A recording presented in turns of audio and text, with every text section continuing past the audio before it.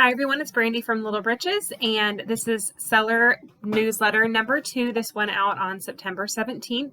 All right, so let's go through some of the points in this newsletter. So one question we get a lot from sellers is helping make your items more likely to sell. So it being an online sale, things are going to be a little bit different, but the main things are still going to be the same. So a big thing for the online sale is that your description that you put in for your tag is going to be really important.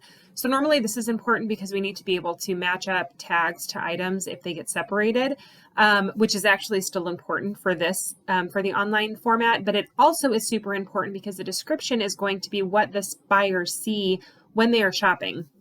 So the way it's going to transfer over, you have 2 lines in your description. That top line is going to be in bold, and it's going to be the most prominent thing.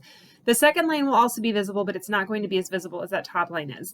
So you want to put your key descriptors in that top line so that your buyers can see those. So for example, if you have a sweatshirt that's got a black sweatshirt that's got a pink swoosh, Nike swoosh on it, Nike sweatshirt in the first line would be great because that's what people are looking for. It's a brand that they might be looking for, and then black with pink design will help clarify what the colors are and also help us if the tags get separated. First line would also be great for K-State, Chiefs, things like that for teams that people look for. Again, the brands are going to be something to definitely put in that first line. If you have something new with tags, that would be something to put in that first line so it really catches attention. Also categories. So normally categories are just kind of helpful for us to be able to organize for the sale. But for the online sale, they're going to be crucial that you are putting items in the correct category because that's the category that they're going to be put in on the online platform. So take extra care that you're choosing the right category. If you're unsure of where to put it, check in. I know some items might not have a perfect category for them. In some cases, I've had people present different categories to me that I'm like, yeah, we probably should just have a category. And I can add them. We don't want a ton of categories because it makes things kind of a mess. But if there's an item that doesn't have a category that should, I can add that, or I can give you a suggestion of what category that would best fit in. I do not plan to move things around in categories. So if you put your crib in clothing, unless I happen to come across it, I will probably not move it, and so that item will probably not sell. So make sure that you are putting things in the right category. Again, buyers are going to be able to use a search feature to be able to find items. So maybe if they're looking for Under Armour items, they might search Under Armour. And so make sure that you put brands and things like that in your descriptions so that those will pop up. Really make sure that you're taking good pictures, like I said before, good lighting, displaying the items well, whatever you can to make the item look good. It doesn't need to be professional quality. Some of the sellers have been sharing some examples on the Facebook group, and they look fantastic. So, you can ask them for tips about what lighting and things they're using if you are struggling with that. So pricing, this is always a very popular question, for good reason. So the great thing about our sale is that you get to set the prices for your items, but a challenging thing about our sale is that you get to set the prices for your items. So pricing can get a little challenging for people. There is a table, and I did not attach it to the page, but I will share it on the Facebook page. I didn't attach it to the newsletter, but I'll share it on the Facebook page. That's a great starting point. You usually want to think about 30 to 35% of retail for whatever that item would sell, and then either go up just a little bit if it's in really fantastic condition, and then down a little bit if it's maybe just in, good condition, or, think about the demand of the item. So clothing typically, unless it's a highly sought after brand or team or something like that, there's going to be lots and lots of clothing there. But if it's something is really popular to buy used, you might consider that in your pricing. Really try to think about the item objectively.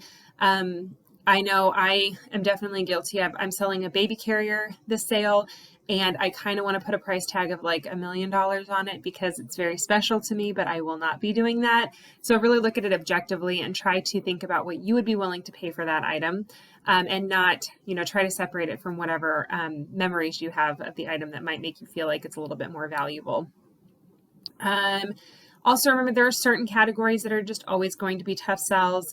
Breast pumps, for example, just don't have a high sell through. People get them from insurance, and so we don't tend to sell a lot. You're allowed to sell your new and packaged breast pumps, but just kind of, consider that there are some categories that are just more challenging. And so you might want to think about that when you're pricing them, that people are really going to be looking for a deal in some of those. Appointments. Make sure you have your drop-off appointment scheduled. If you do not have a drop-off appointment, you will not be able to bring your items in a convenient way. It's going to be a mess. So make sure that you choose a drop-off appointment. Choose one that's the appropriate one. So if you are donating every single one of your unsold items, choose one of the drop-off times before the 16th. And then that way we can take care of everything for you. If you're choosing one, if you are only wanting to donate some of your items that don't sell, choose one that is after the 17th, because you're just going to be bringing us your sold items and any items that you want to donate. Speaking of donation, we have a lot of questions about this. So this is something that we really love about this sale, is that we are able to really help the community. We're having to do donation items a little differently this time. We normally have a donation party. We are not doing that this time because we don't really have a way that we can host that online. So instead, Toys for Manhattan, which is a local organization that helps families provide Christmas gifts for their children and other holiday gifts, they will be picking up from us this year, but normally we have a lot of the items taken care of by the donation party. So I'm also going to be checking with local organizations, the Fit Closet, just some other local organizations to find out if they have any high need categories so we can pull some items for them. We do only work with local organizations. We don't send things to Goodwill. We don't, we try to stick with, hyper local nonprofits that we can help support. Let's see. So if you are only bringing us sold items, you can also bring us any items you want to donate. Go ahead and have those separated for us. That would be a huge help. But we can go ahead and collect those items for you and take care of getting them donated.